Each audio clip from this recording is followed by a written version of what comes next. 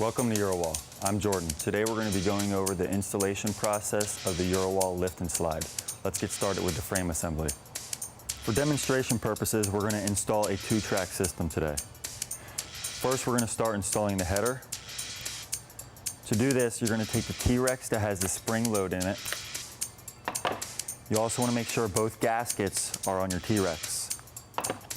We recommend putting a little bit of silicone around the edge of the 2-track. And you want to slide your T-Rex into the track. The T-Rex already has a gasket material on the T-Rex. However, we're adding silicone just as a preventive measure. Once your T-Rex is in the track, you want to install 4 screws into the pre-drilled holes. We recommend using 2 people to do this. That way you can squeeze both tracks onto the T-Rex, compressing the seal.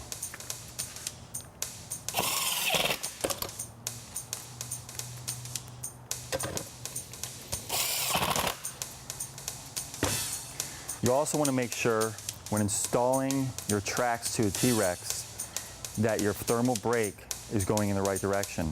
Wherever your thermal brake is, that is where your panel should be. These are the sash components representing your panel.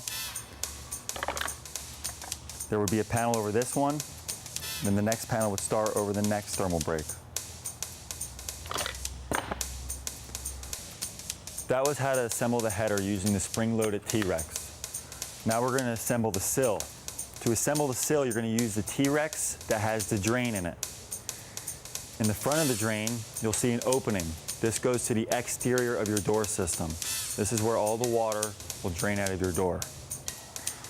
To assemble the T-Rex to the drain, again, we're going to use 100% silicone and silicone the perimeter of the drain.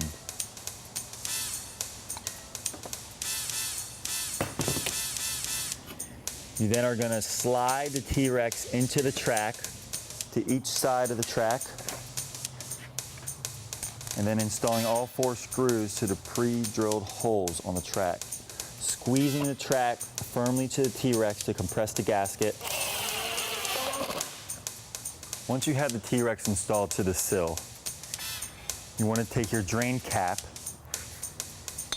and place silicone along the edge inside, then slide it on top of the sill over the drain. Once it's over the drain, you can flip your sill and install self-tapping screws to keep the drain cap in place. Once your cap is installed to the sill, we're going to be installing the condensation drain. The condensation drain has caps that go on the end to keep the water in. You want to install silicone onto the cap and then slide it over the condensation drain. You install 1 cap on each side of the condensation drain. You then slide the condensation drain over the back of the sill. Again, adding silicone to the back before sliding it over. You want to make sure you don't silicone the back of the T-Rex. There's a hole here. If water did enter the condensation drain, the water would drain out the back of the hole in the T-Rex and then out to the front. Once you have the condensation drain attached to the sill, it's now time to install the jams. Before we install the jams, we want to make sure that we put lots of silicone down into the cavity of the sill. All 3 separate cavities should be filled with silicone. You should be able to look down the sill and not see any daylight down the sill. If there is daylight, you need to add more silicone. After you've installed the silicone in the cavities, you're going to take your corner keys, slide them in, as well as your adjustable corner key. There is a spring-loaded button on the corner key, and there's a hole drilled on the bottom of the sill. This needs to slide into the sill, and you'll see the button come out the bottom and lock into place. Once you have the corner keys installed, we're going to take our jam and again, pump silicone into all 3 cavities. Once you verify no daylight is showing, you're going to take your jam and install it to the sill, sliding it over all 3 corner keys. Once you slide your jam over the corner keys onto the sill, you're then going to take a 4mm Allen wrench and tighten the Allen bolt. This will tighten the corner keys and secure the miter cut.